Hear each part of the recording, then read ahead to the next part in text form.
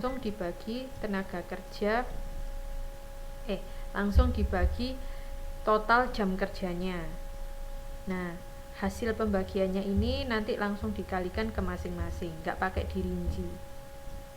Kalau ABC pakai dirinci. Intinya sama aja sebenarnya. Habis dibagi terus dikalikan masing-masing. Baru dicari tahu laba-labanya. Laba adalah harga dikurangi dengan biaya. Oke. Sampai di sini teman-teman, bagaimana?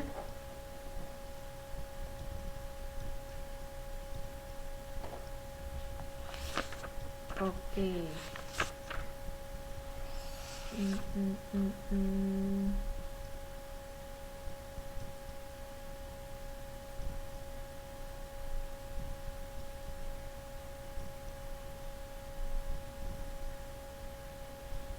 Sekarang kita lanjutkan.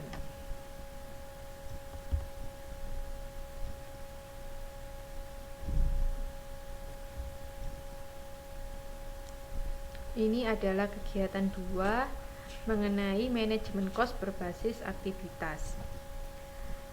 Aktivitas Based Management atau ABM, disingkat ABM, merupakan pendekatan untuk keseluruhan sistem yang terintegrasi dan berfokus pada perhatian manajemen atas berbagai aktivitas dengan tujuan meningkatkan nilai bagi pelanggan dan laba yang dicapai dengan mewujudkan nilai tersebut. Panjang sekali definisinya. Pokoknya intinya si ABM ini tujuannya meningkatkan nilai pelanggan dan meningkatkan laba. ABC merupakan sumber informasi bagi ABM. Jadi ABC tadi yang cost, cara menentukan cost merupakan informasi, sumber informasi bagi ABM. ABC untuk menetapkan cost produk, hanya untuk menetapkan cost produk, tapi tidak untuk tidak sebagai pengendali atau semacamnya. Jadi ABC menghasilkan informasi, informasinya ini digunakan oleh ABM untuk mengatur aktivitas dalam meningkatkan nilai pelanggan dan juga laba, semacam itu. Nah, ABM mengurangi cost dan meningkatkan nilai tambah bagi pelanggan. ABM mempunyai 2 dimensi, yaitu cost dimension atau dimensi cost dan dimensi proses. Ada di gambar 8.3. Oke.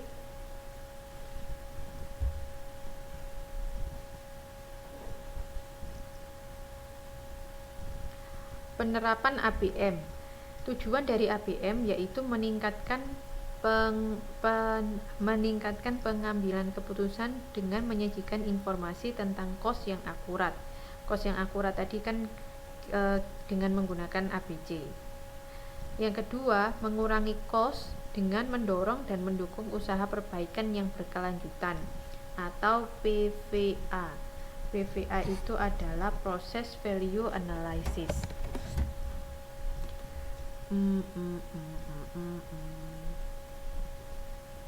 Oke, jelas ya tujuannya.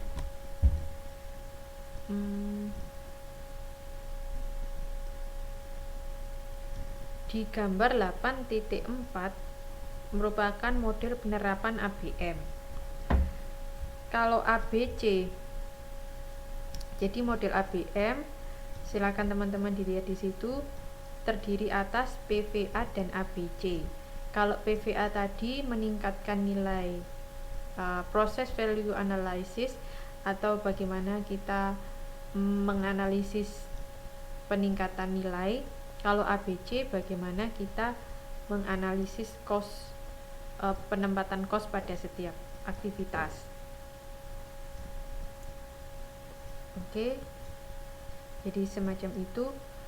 Jika kita mampu mengurangi cost dan mampu memperbaiki keputusan atau meningkatkan nilai aktivitas, maka profit kita atau kita akan melakukan peningkatan profitabilitas. Profit kita akan meningkat.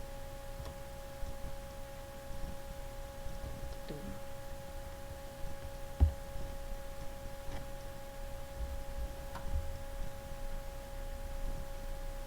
Oke, sekarang perencanaan sistem.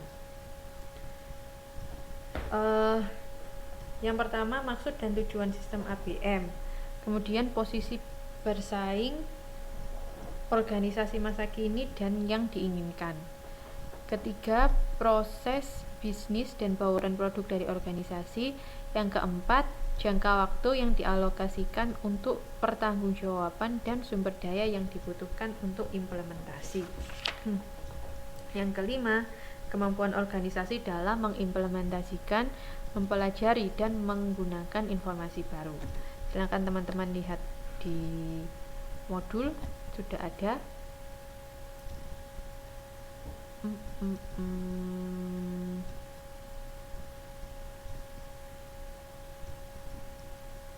Kemudian ternyata ada penyebab kegagalan penerapan ABM.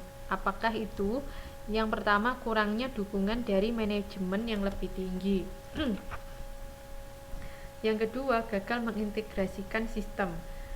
Jadi saat manajemen yang lebih tinggi tidak mendukung, maka akan sulit untuk melakukan ABM.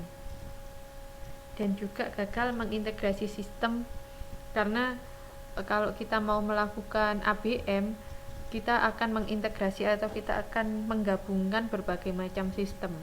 Nah, kalau kita gagal mengintegrasikannya, maka penerapan ABM juga akan gagal. Sekarang untuk proses value analysis.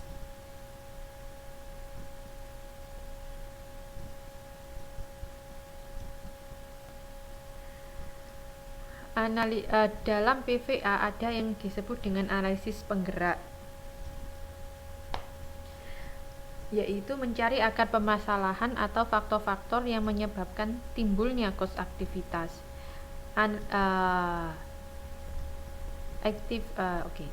Berkaitan dengan input atau sumber daya, sedangkan output adalah hasil atau produk.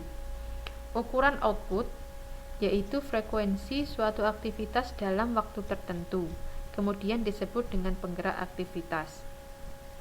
Jadi aktivitas itu sesuatu atau faktor yang menimbulkan kos aktivitas, itu penggeraknya. Oke.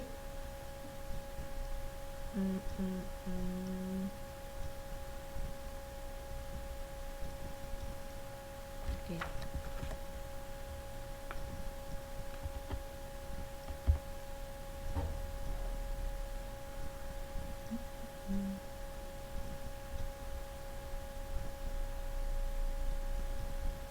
Yang kedua, analisis aktivitas, identifikasi dan pembebanan, yaitu melakukan proses identifikasi, pemaparan, dan evaluasi terhadap aktivitas organisasi.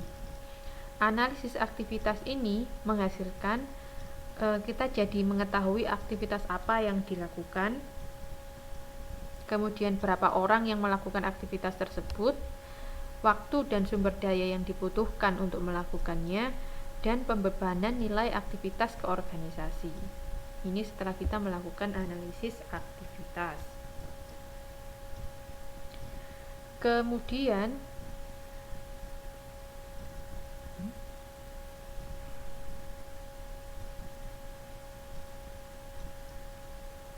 ada yang disebut dengan sistem Kaizen, yaitu analisis aktivitas. Ketika analisis aktivitas dapat mengeliminasi kos, hal ini dapat dilakukan melalui eliminasi aktivitas, pemilihan aktivitas, pengurangan aktivitas, dan penyatuan aktivitas. Jadi